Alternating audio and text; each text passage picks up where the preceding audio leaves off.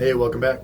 All right, today we're talking about 6 things that can help you decide what country, and especially what city within that country you want to move to. Because it's a big decision. Look, you might not be like me, where you're traveling alone, and I've gone to like a new country every 2 years, every 3 years, every 4 years. If you got a family or if you have a significant partner, that's someone else's emotions, someone else's mental processes, their life to think about. So if you do have, if it's more than just you, those are some very significant things that need to be considered. And even though we can move again, you kind of, if you got your family especially, you want to get it as close to right on the first time as you possibly can. Okay? So 6 things that might help with that. The overall consensus is, or the overall theme here is, you want to understand what your values are. Okay? You want to understand what your values are. Look, we can get bogged down by paralysis, by watching so many YouTube videos, watching so many Instagram reels about where other people live, and we can get that analysis by paralysis, and we can just watch and watch and watch and get excited and analyze and never make a move. And with that in consideration, I think it's better to make a move than to keep just deciding about something. Because what are we worried about most of the time? We're worried about making the wrong decision. A lot of it's because of the society we live in. We're afraid of having to go back to where we came from. Doing the walk of shame. Like, oh, it didn't work out for me. I didn't like it. But what's your alternative? You stay where you're at. And if you're miserable, you're miserable. You continue to be miserable. Might as well be miserable and at least try going somewhere else. I don't recommend being miserable. I recommend taking the steps to get out of that. But at least you tried, And the people that would give you grief, in your friends, your family, whatever, your associates, those are the people who are most likely stuck.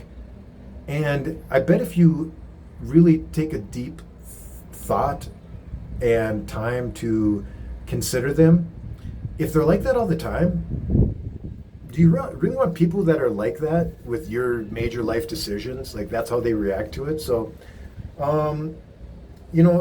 values are most important. And look, it's not easy understanding what our values are, figuring out what our values are. I don't think most of us know what our values are. Okay, we know what we like, we know what makes us feel good, but a lot of times it's like a hedonistic thing. Like I know, every Wednesday I get a Reese's peanut butter cup double, small blizzard, and that makes me feel good. It doesn't mean I'm going to move somewhere. In Guatemala when I lived there, they don't have any Dairy Queens, so that's something I gave up. But a lot of times when we think of what we want, we think of it, what gives me that hedonistic value, what makes me feel good, kind of on a surface level. Okay. Maybe if we're younger, it's like, oh, where's the bar scene? Is there a bar scene wherever I'm going at? But let's try to get deeper and trying to understand our values. And this isn't a video on values. That'll come in another one. But because so many things go back to our childhood, I talk a lot about trauma. I talk a lot about how those things that happened to us when we were young, things we had no control over, how they affect us now. Okay, and think of trying to understand our values. Think of what activated you. What brought you to life as a kid? What excited you as a kid? Okay? Did you go out and you every day you were so excited to go meet up with your friends and play baseball? For me, it was climbing trees was the thing that I loved to do. And so now I'm not into climbing trees, and I'm not even into rock climbing. I'm not that risk tolerant as I was back then. But I am into adventure. I am into hiking. I am into, like, jujitsu gives me that thrill of, because your leg or your arm can get snapped at any moment, and when you're getting choked, you kind of go into like this survival mode. So it scratches that itch of a risk element, okay? But what is it for you? What made you come alive? Was it drawing? Was it nature? Was it connecting with people? Was it sewing, crocheting? Was it sports? Was it reading? Was it birds? Was it plants? These things will help you decide. And look, when it comes to decisions now, you can figure out what your values are and then plug that into Grok, plug that into AI and be like, hey, these are the things I value, these are the things that I like, and give me a bunch of countries that can fulfill that. And then after that, be like, all right, now give me some major cities over 50,000, 100,000, 150,000 people, or a million people, whatever your criteria is, and that really meet those requirements. It's researching these days, especially, I mean, when we had the internet, it was already pretty easy, but now with AI, that gets so much easier. I'm doing some real estate analysis, stuff that really had me making Excel spreadsheets and doing a lot of math, and now I can just spit that into Grok now, and it gives me a whole table of all the different, like if I'm looking at interest rates and all these different deals, and okay, this house at this interest rate, if I do a buy down for this interest rate, what is it? How long is it going to take me to make up the buy down of that interest rate? It's crazy what it can do. Like it's not Terminator 2 yet. I'm very hopeful and very positive about the things that AI can do, but it can really shortcut your analysis of where you want to go. All right, so another tip. So I kind of went through 1, 2, and 3 values: what activates you, what excited you as a kid, and number 4. I'm sorry, I went 1, 2, 3. Number 4, what grinds your gears? What do you really know you don't want to deal with? Okay. When I lived in Guatemala, if I had known the things I would go through with the banks there, I probably wouldn't have moved. And I'll tell you what I'm talking about. In the United States, if you write a check, if you make a mistake on that check, you can just cross it out, write your initials in, and then write out what you meant to say.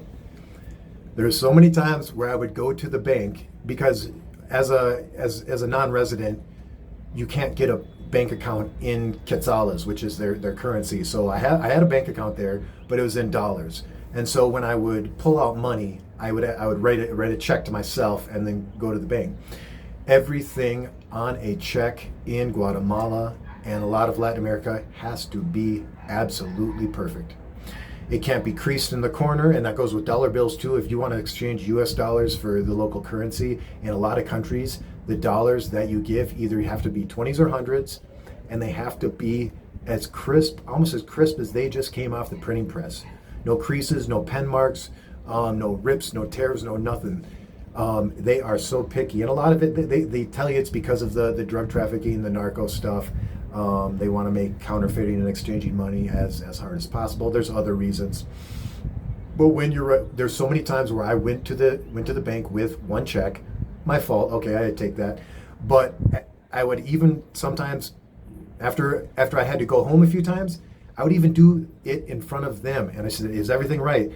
And sometimes I didn't write my name. My middle name is on the check, so I have to write my middle name when I'm endorsing it on the back. I can't just do first name, last name. When I sign, it has to be exact same sign as on the front as on the back. Little things like that got me so frustrated. Okay. Another thing that and look, everyone's got a different list. Another thing for me is traffic. Okay. You think there's traffic in the States, and there is in a lot of different cities, but man, go to Guatemala City and try getting out of the city at 3 o'clock, anytime between 3 and 6 p.m., 7 p.m., Monday through Friday. Good night, sun. Good night, sun. I know people that have a 2-hour commute to work and from work every day. That is normal. An hour and a half to and from, so 3 hours, 4 hours in your car each day is normal there. That's normal, okay? If that's something that you're going to be in traffic a lot, and that's something you can't handle. Look, my frustration gets so high when, especially there's different ways, there's different things that are accepted to do in traffic. Using your turn signal is kind of, you don't really have to. You just kind of put your hand out the window and do a little, hey, I'm moving over, and they just kind of just coast in, and you have to let them in. And the thing is, if you get frustrated, you're gonna in other places you're gonna get looked at as the weirdo. Okay.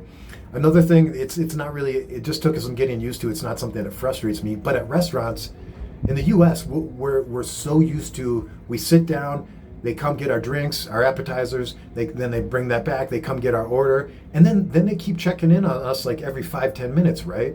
That's not normal in Latin America. Okay, maybe at a high-end like steak restaurant, but other places, what is normal and what is sacrilege in the States is you flag them down. You're like, hey, and they'll come over, and that's considered normal in Latin America. And also, one thing that took me a while to get used to is they won't bring you the check unless you flag them down and ask for it. Unlike the States where they're just trying to turn over, get as many people in during the dinner rush, during the lunch rush, okay?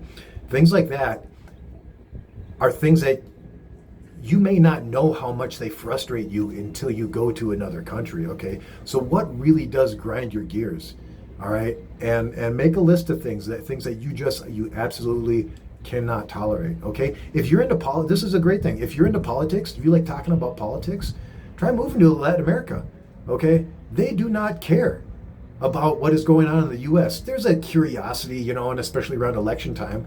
But if you get validation, if you get something in your life by, especially if you're just like an online troll and you have to always comment and you get going and you can't wait for other people to reply, okay, have more going on in your life, all right? Stop living at that low frequency, that low level of consciousness, or you can keep doing it, but you weren't born for that. You were born for a lot more, okay? And look, I know it's a really bad thing, a little tangent here. I know it's a really bad thing in the States with that. The only way it's going to get better, I believe, is by people pursuing higher levels of reality and consciousness where they're not reactive. Ping, ping, ping, ping, ping. Okay, I said something, I'm waiting for someone to comment on it. I comment back, I can't wait for them to reply so I can just, this reply that I'm thinking of. That is not a way to live, okay? Reacting from one thing to another is not a way to live. You can live like that, it's your life. But there are higher levels of freedom, of thought, of spirituality, where you don't care about that stuff. And one thing that really opened my eyes, especially when I moved from Puerto Rico to Guatemala, because Puerto Rico, they're still kind of, they are passionate about their politics there. And look, it's not like they aren't in Guatemala. It's not like they aren't in Mexico. When it comes down to election time, yeah, okay, you hear about it, especially even as a foreigner, you hear about what's going on locally. Okay, but it just doesn't come up in conversation like it does in the States.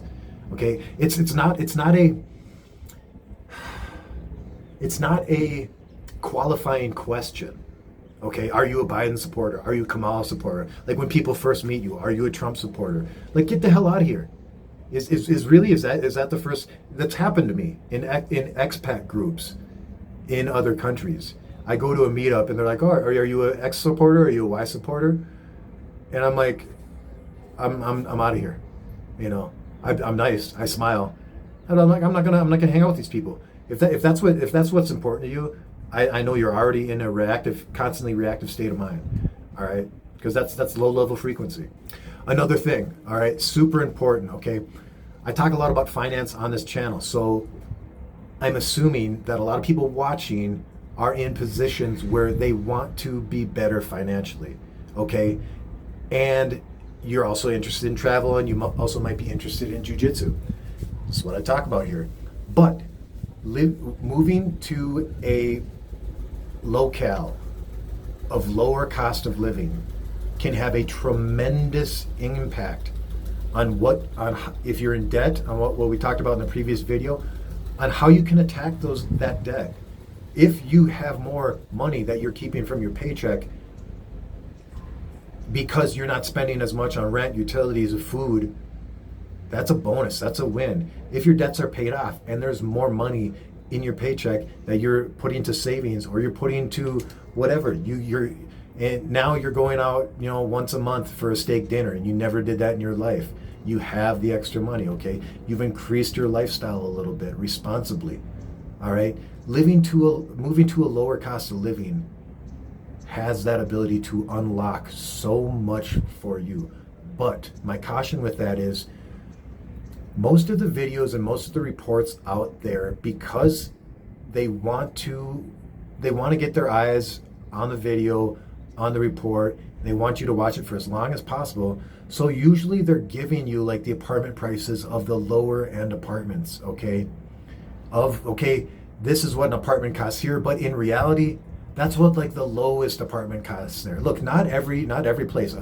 I'm a big fan of Mexico Relocation Guide. If you're thinking about moving to Mexico, I like Mariana because she gives you a range. All right, this is a one-bedroom apartment in this neighborhood. This is what you can. This is the range you can expect to pay. This is a two-bedroom apartment in this neighborhood or this neighborhood, and this is what you can. This is what a house costs. Okay, I'm a big fan of that, and people who are honest like that, versus just giving the low ball and making it seem and like you're going to save so much money. You can get a one-bedroom apartment for $300 in Zone 4 of Guatemala City.